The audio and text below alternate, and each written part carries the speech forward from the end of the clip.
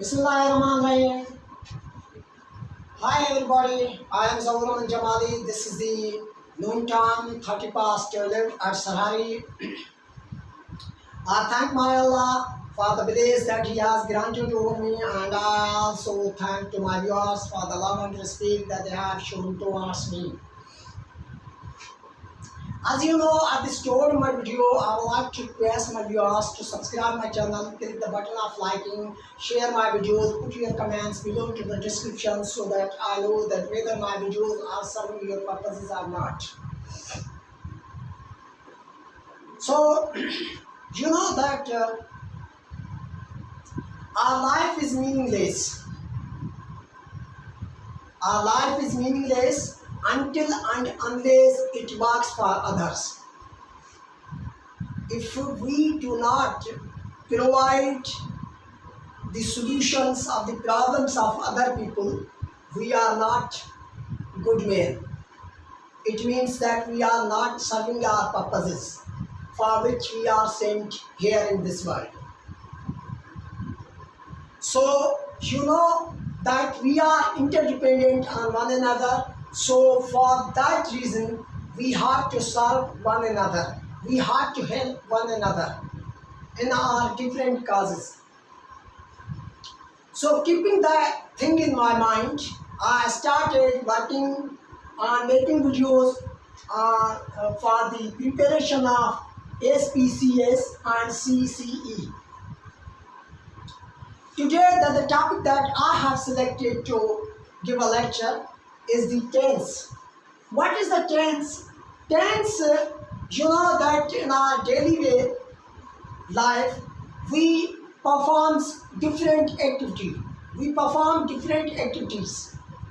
These activities are divided into 3 periods.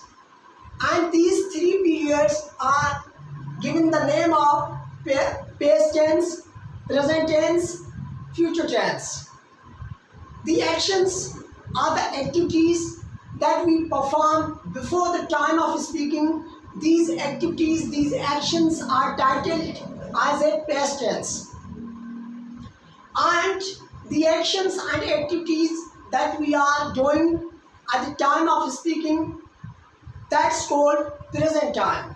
And the actions and activities that we are doing after the time of speaking, and we are planning to do that after the time of speaking, that's called future time, future tense. So let's come to the topic. There are how many periods are there? One, the past tense, present tense, future tense.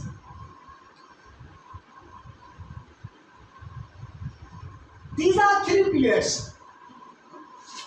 When you know that there are 3 periods, one the present, one the future, one the past.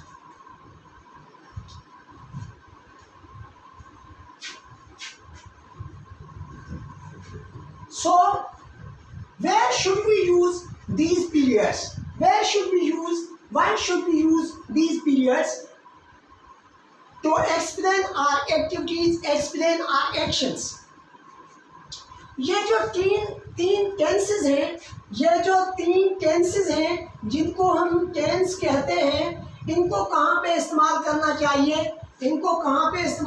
चाहिए, और कौन सी activities के लिए इस्तेमाल करना चाहिए. For example, ये तो जो भी काम हमने बात करने से पहले सरंजाम दे चुके हैं, उनके लिए हम पास्ट टेंस का इस्तेमाल करते हैं.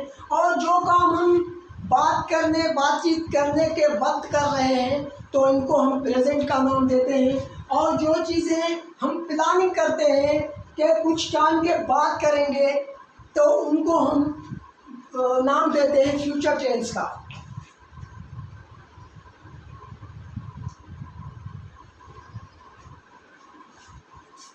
First, I would like to share here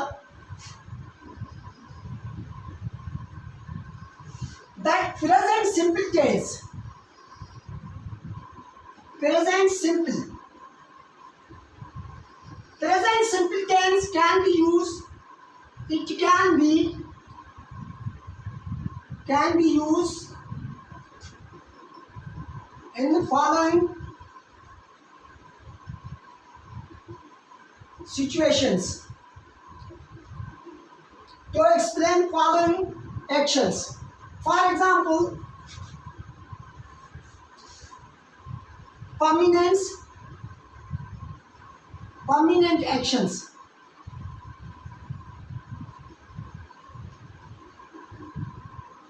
For example, permanent action means I live in Sarari, मैं सरारी में रहता हूँ, मेरा रहना सरारी में है। Another, I teach at GBELS Shahabad.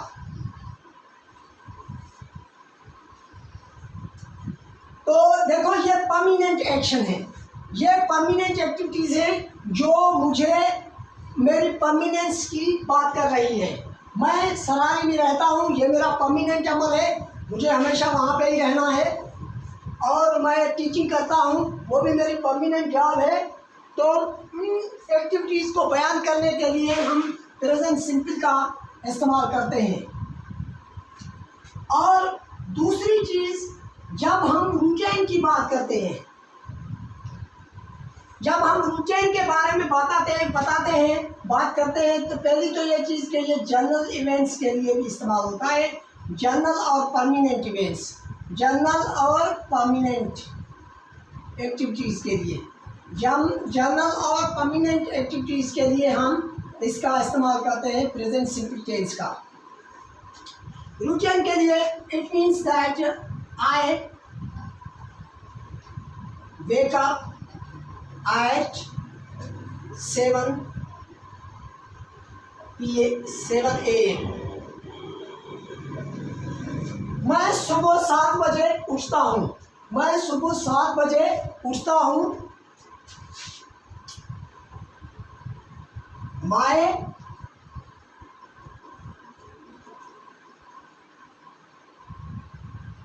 I go to bed at 10 p.m. मैं रात को 10 बजे सोता हूँ, ये मेरा रूटीन है। और स्केड्यूल के लिए भी हम इसका इस्तेमाल करते हैं। जैसा कि मिसाल के तौर पे स्केड्यूल के लिए भी हम इसका इस्तेमाल करते हैं। जैसे कि my school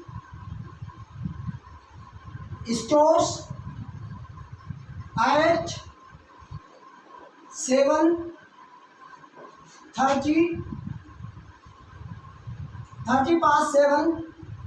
a.m. My school starts at 7:30 a.m. मेरा जो स्कूल है वो स्टार्ट होता है 7:30 बजे।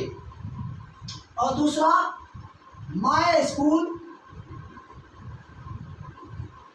close at 12:30 p.m.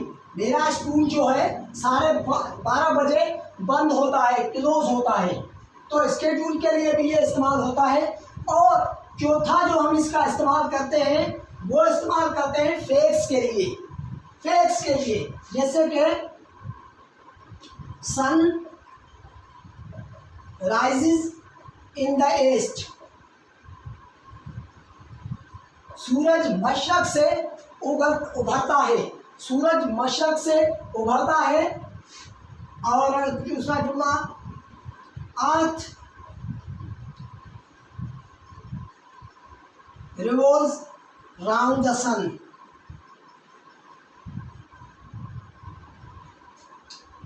हमारी जो ज़मीन है वो सूरज के इर्द गिर्द घूमती है, हमारी जो ज़मीन है वो सूरज के इर्द गिर्द घूमती है। तो इन सारी चीज़ों के लिए हम प्रेजेंट सिंपल का इस्तेमाल करते हैं। पहले तो हम सिखाएंगे आज आपको यूज़ ऑफ टेंसेस। टेंसेस को कहाँ पे इस्तेमाल किया जाए, where should we make the use of tenses.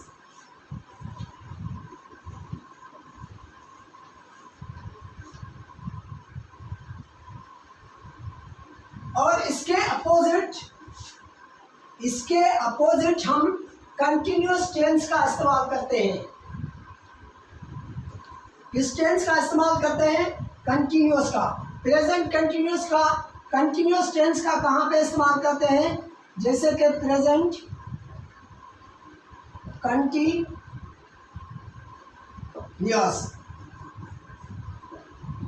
Tense का जब हम टेम्पररी इवेंट्स की बात करें, ऐसे हादसात की बात करें, ऐसे एक्शंस की बात करें जो शॉर्ट टाइम के लिए कंटिन्यू रहे, जो शॉर्ट टाइम के लिए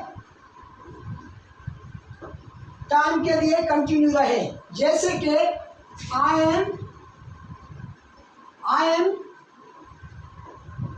टीचिंग इंग्लिश, मैं अंग्रेजी पढ़ा रहा हूँ। I am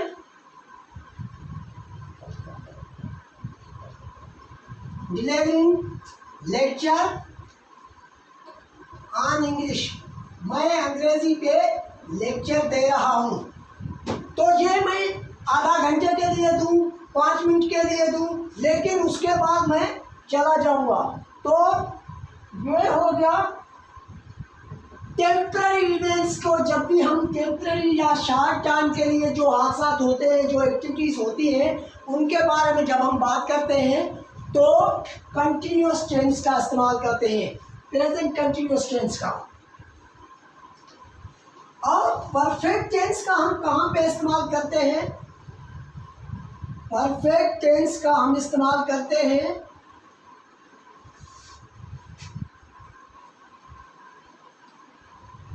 present perfect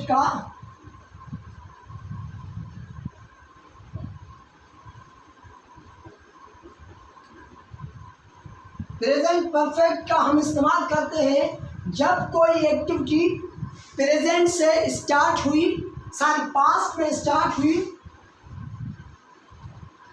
it is use for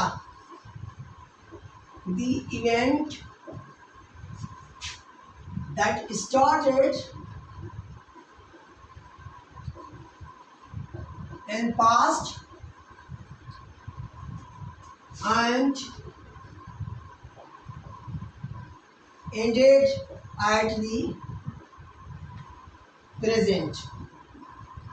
कोई भी काम जो हमने पास्ट में शुरू किया और मौजूदा टाइम स्पीकिंग के टाइम पे पूरा हो गया, तो ऐसे हादसा के लिए हम प्रेजेंट परफेक्ट टेंस का इस्तेमाल करते हैं। जैसे कि I have written a lesson, मैंने सबक लिखा है। मैंने सबक लिखने का काम पास्ट से शुरू किया, पेज से शुरू किया और प्रेजेंट में मैंने ख़त्म कर दिया। In other sentence, she has eaten meal, उसने रोटी खाई है। तो ये रोटी खाने का काम जो था उसने पास्ट पेस में शुरू किया और प्रेजेंट में ख़त्म हुआ। तो जो काम हम पास्ट में शुरू करते हैं, पेस में शुरू करते हैं और प्रेजेंट के में ख़त्म करते हैं, तो ऐसे हादसा के लिए हम प्रेजेंट परफेक्ट टेंस का इस्तेमाल करते हैं। जैसे कि दे हैव recorded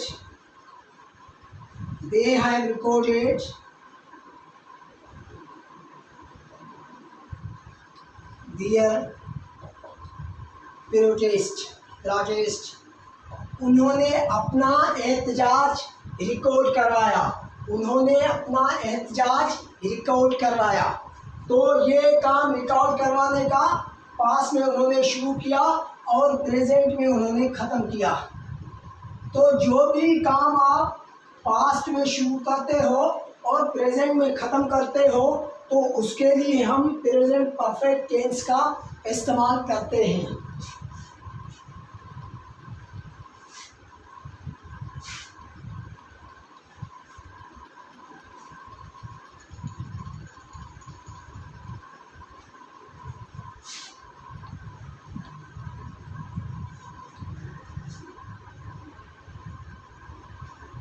और हम पास्ट सिंपल को कहाँ पे इस्तेमाल करते हैं? पास्ट सिंपल को हम इस्तेमाल करते हैं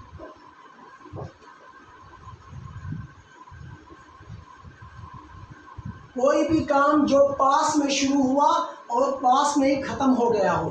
कोई भी काम जो पेस में शुरू हुआ और पेस में ही ख़त्म हो गया हो तो ऐसे काम के लिए, ऐसे एक्शंस के लिए हम पेस सिंपल टेंस का इस्तेमाल करते हैं। जैसे कि आई did my work.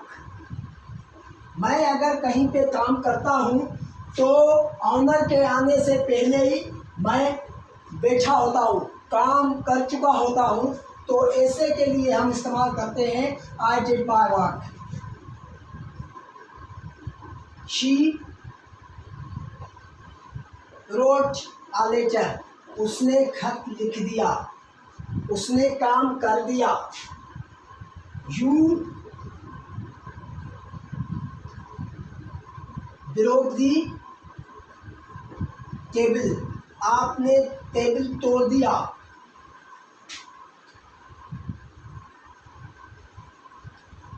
It started rain. Rain चालू हो गया और ख़त्म नहीं हो गया। तो ऐसे हादसा के लिए हम पास्ट सिंपल टेंस का इस्तेमाल करते हैं।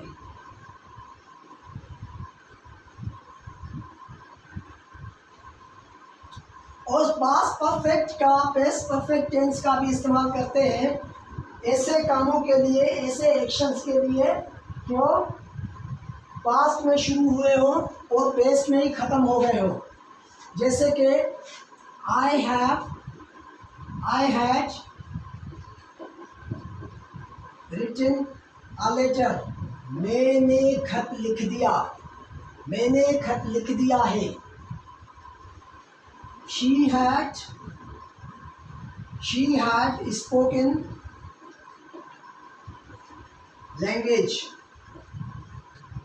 उसने अपनी ज़ुबान बोल डाली। कोई भी काम था लैंग्वेज का उसने कर दिया। You had cut your finger. आपने जो फिंगर काटने का काम था वो कर दिया। प्रेजेंट से उसका कोई भी ताल्लुक ना हो। ऐसे कामों को हम पास्ट परफेक्ट इस्तेमाल करते हैं। Past perfect tense. और फ्यूचर हम कब इस्तेमाल करते हैं कि जब एक काम हुआ ही ना हो, जब एक काम नहीं हुआ हो अभी तक, at the time of speaking के टाइम पे, बातचीत करने के टाइम पे कोई काम स्टार्ट ही नहीं हुआ हो, लेकिन उसकी आप डिज़ायर कर रहे हो, उसका आप सोच रहे हो, उसकी आप प्लानिंग कर रहे हो। तो ऐसे कामों के लिए हम फ्यूचर टेंस का इस्तेमाल करते हैं। But there is a difference. जब आप फ्यूचर के बारे में किसी काम करने की प्लानिंग करते हो, प्री प्लानिंग करते हो, कि प्री प्लानिंग के लिए, फ्यूचर के लिए हम कौन सा टेंस इस्तेमाल करते हैं? Present continuous. Pre planning future के लिए, प्री प्लानिंग फ्यूचर टेंस के लिए हम क्या करते हैं? एम गोइंग टू का इस्तेमाल करते हैं।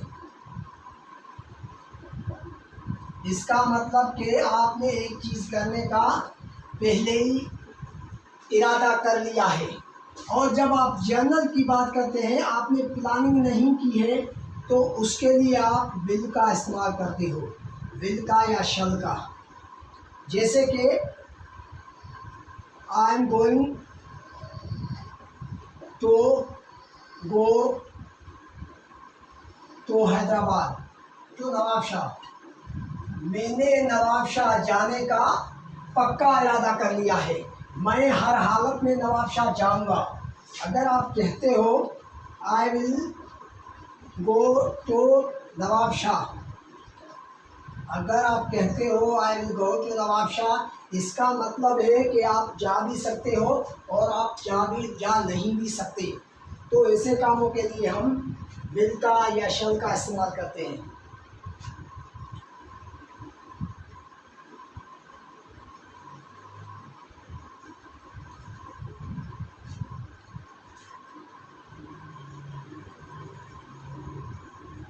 अब आते हैं हम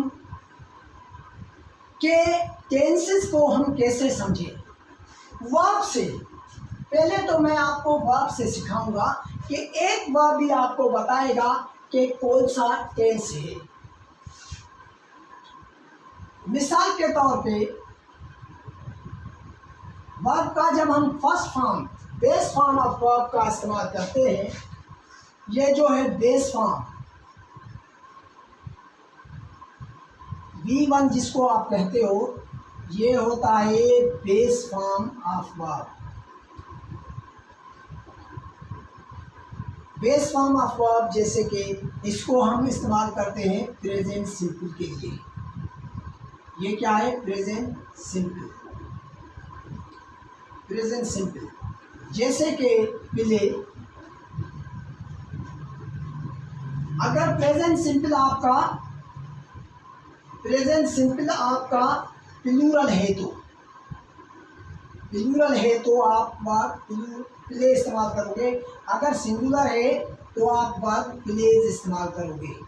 अगर सिंगुलर है तो आप लफ्ज़ प्लेज इस्तेमाल करोगे। और आपका जो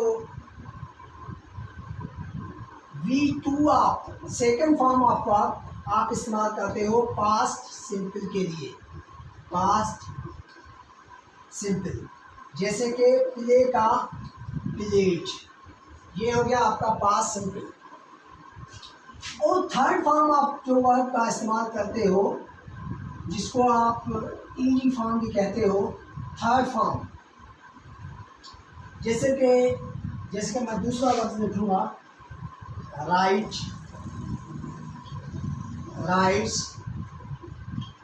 रोट, तो इसका थर्ड फॉर्म हो गया रिटन। जब आप ये इस्तेमाल करते हो तो ये हो गया परफेक्ट टेंस।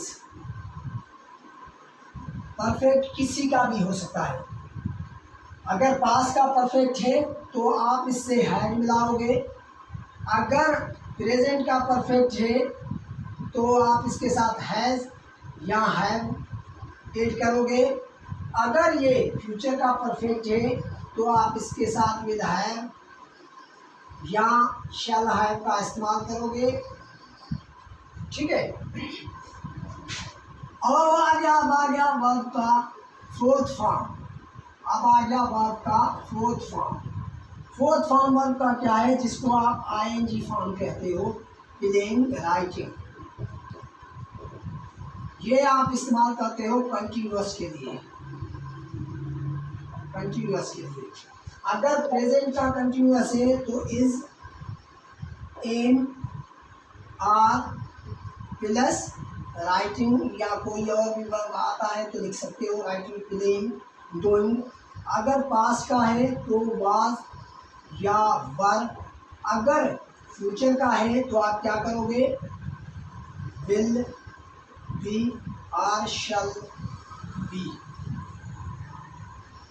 अगर मॉडल वर्ब के साथ है तो आप इस्तेमाल करोगे कैन, बी, मे बी, और आप कह सकते हो अदर वर्ब्स भी आप ला सकते हो। तो ऐसे हो सकता है। ये हो गया वर्ब से हम सीखे पूरा टेंस। अगर आपका वर्ब फर्स्ट बेस फॉर्म में है, फर्स्ट फॉर्म में है, तो ये आपका होगा प्रेजेंट सिंपल टेंस। अगर बेस फॉर्म में वर्ब इस्तेमाल हुआ है तो ये आपका होगा प्रेजेंट सिंपल टेंस। अगर वर्ब आपका सेकंड फॉर्म में इस्तेमाल हुआ है तो ये आपका होगा पास्ट सिंपल टेंस। अगर वर्ब आपका थर्ड फॉर्म में इस्तेमाल हुआ है ये तो परफेक्ट होगा, किसी भी टेंस का हो सकता है। प्रेजेंट का हो सकता है, प्रेजेंट में आप करेंगे हैज़ या हैव का इस्तेमाल। अगर पास्ट है तो हैड का इस्तेमाल करोगे। अगर फ्यूचर है तो विल हैव का या शैल हैव का। अगर पास्ट शर्ती है तो कुड हैव का और माइट हैव का, शुड हैव का, इसका इस्तेमाल आप कर सकते हो। और फोर्थ फॉर्म आप कहते हैं कंटिन्यूस टेंस के लिए इस्तेमाल करते हो। अगर प्रेजेंट है इज, एम, और लगेगा। अगर पास्ट है तो वाज, वर लगेगा। अगर फ्यूचर है तो विल भी, शैल भी लगेगा, कैन भी लगेगा, मे भी लगेगा। और फ्यूचर टेंस के लिए जो आप इस्तेमाल करते हो फ्यूचर सिंपल के लिए, उसमें आप base form of verb will plus base form of verb, will plus base form of verb, उसके लिए आप इस्तेमाल कर सकते हो।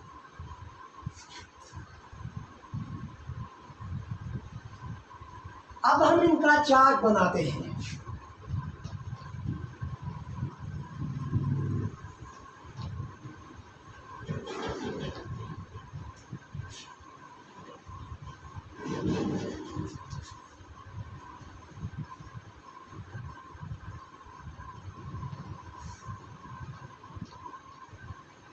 आपको मैं कहता चलता हूँ कि प्लीज़ आप मेरे चैनल को सब्सक्राइब करो और लाइक करो और कमेंट्स करो, ताकि मुझे पता चले कि मेरी जो टीचिंग है वो आपको कुछ फ़ायदा दे रही है या नहीं।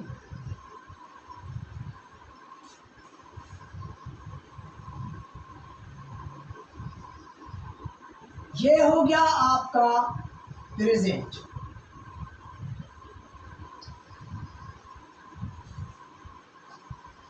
प्रेजेंट सिंपल,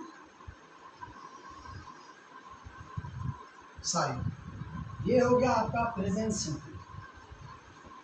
ये आपका होगा प्रेजेंट कंटिन्यूअस, प्रेजेंट कंटिन्यूअस। ये आपका हो गया प्रेजेंट परफेक्ट का चार्ट है। ये आपका हो गया प्रेजेंट परफेक्ट कंटिन्यूअस।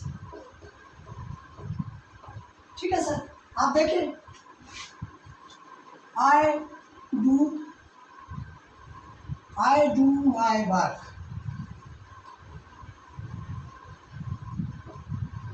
मैं अपना काम करता हूँ। इसको इंटेरोगेटिव बनाने के लिए डू पहले रखेंगे। Do I do my work, क्या मैं अपना काम करता हूँ। और ये जो ईएस आप लगाते हो ये वर्ब सब्जेक्ट एग्रीमेंट होता है। ये मेरे दूसरा जो मेरा लेक्चर आएगा उसमें इंशाल्लाह मैं क्लियर करूँगा। अभी थोड़ा सा मैं आपको बता दूँ कि जब भी आपका वर्ब सब्जेक्ट एग्रीमेंट करता है, वर्ब सब्जेक्ट से एग्रीमेंट करता है दो हालात में। Verb makes agreement with its subject in the numbers and in persons। आपका जो वर्ब होता है, आपका जो फ़ेल होता है, वो जो सब्जेक्ट से एग्रीमेंट करता है, एक तो वो तादाद में एग्रीमेंट करता है और दूसरा वो ज़ात में एग्रीमेंट करता है, पर्सन्स में एग्रीमेंट करता है। अगर आपका सब्जेक्ट प्लूरल है इन नंबर, अगर आपका सब्जेक्ट सिंगुलर है इन नंबर और फर्स्ट पर्सन है, प्लूरल है इन नंबर, सिंगुलर है इन नंबर, अगर फर्स्ट पर्सन है, पर्सन में फर्स्ट है और नंबर में सिंगुलर है, तो आप इसके लिए सिंगुलर प्लूरल वर्ब का इस्तेमाल कर सकते हो, जैसे कि आपने डू का इस्तेमाल किया। अगर आपका ये देखो फर्स्ट पर्सन प्रोनाउन है, पर्सन में फर्स्ट है और नंबर में सिंगुलर है, तो इसके साथ आप इसका इस्तेमाल कर सकते हो। अगर आपका सब्जेक्ट सिंगुलर है इन नंबर एंड थर्ड है इन पर्सन, और पर्सन में थर्ड है, तो आप उसके वर्ब के साथ सिंगुलर वर्ब का इस्तेमाल करोगे। जैसे कि यहाँ पे आप लिख दो ये I do not do my work. जैसे कि आप कहोगे शी डज हर, वो अपना काम करती है, तो आपने इधर क्या किया, ईएस का लगाया। ईएस इसलिए लगाया कि आपका जो सब्जेक्ट है सिंगुलर तो है नंबर, लेकिन पर्सन में वो थर्ड है, तो इसलिए आपने ईएस का इजाफा किया। तो इसको सवालिया करने के लिए does she do her work, क्या वो अपना काम करती है। She does not do her work. तो ऐसे बहुत सारे आप जुमले बना सकते हो। मैंने कहा कि कंटिन्यूअस के लिए क्या होता है, वर्ब का फोर्थ फॉर्म इस्तेमाल करेंगे आप। जैसे कि आई एम प्लेइंग क्रिकेट, मैं क्रिकेट खेल रहा हूँ। इसका सवालिया बनाने के लिए एम आई प्लेइंग क्रिकेट सवालिया। इसको नेगेटिव करने के लिए I am not playing cricket. तो सब्जेक्ट अगर ये सिंगुलर में आ गया, ये फर्स्ट पर्सन है, इसलिए हमने एम का इस्तेमाल किया है। अगर आ गया शी इज, सिंगुलर सब्जेक्ट से थर्ड पर्सन है तो वर्ब भी सिंगुलर है। शी इज प्लेइंग क्रिकेट, वो क्रिकेट खेल रही है। इज शी प्लेइंग क्रिकेट, क्या वो क्रिकेट खेल रही है। She is not playing cricket, क्या वो क्रिकेट नहीं खेल रही। You are writing a letter, आप खत लिख रहे हो। आर यू, क्या आप, are you writing a letter. तो नेगेटिव करने के लिए you are not writing a letter. तो ऐसे आई हैव, देखो प्लूरल वर्ब का इस्तेमाल किया है। नंबर में तो फर्स्ट है लेकिन पर्सन में थर्ड है, इसलिए हमने वर्ब जो यूज किया है, वर्ब का जो अग्रीमेंट किया है प्लूरल में किया है। आई हैव प्लेड क्रिकेट, मैंने क्रिकेट खेली। हैव आई प्लेड क्रिकेट, क्या मैंने क्रिकेट खेली। सवालिया I have not played cricket. She has, अब आप सोचते होंगे कि हैज़ का इस्तेमाल क्यों किया, ये थर्ड पर्सन में है भाई, सिंगुलर तो है लेकिन थर्ड पर्सन में है। मैंने कहा कि इंक्रीमेंट जो वर्ब करता है नंबर और पर्सन में करता है। She has played cricket, she has not played cricket.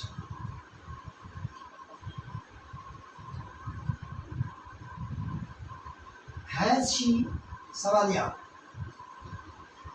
Has she played cricket.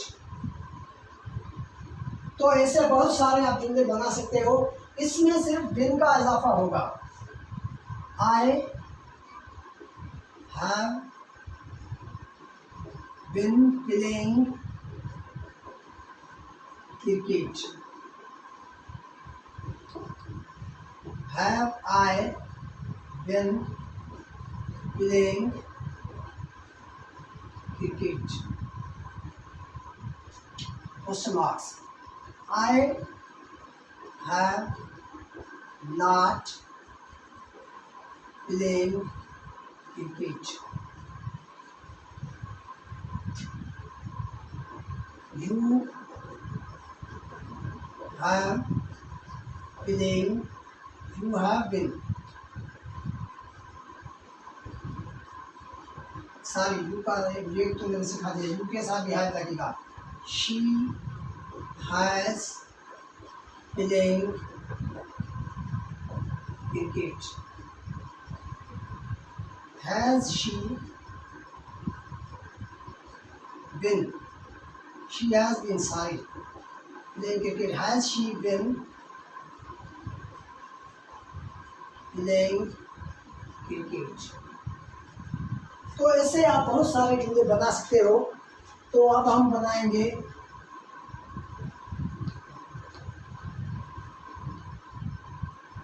पास के साथ भी ऐसा ही होगा.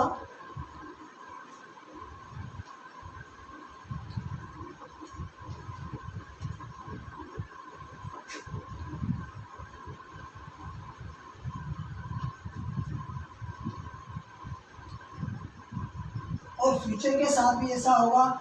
और जो पास ड्यूरियस टेंस है उसके साथ भी ऐसा ही होगा.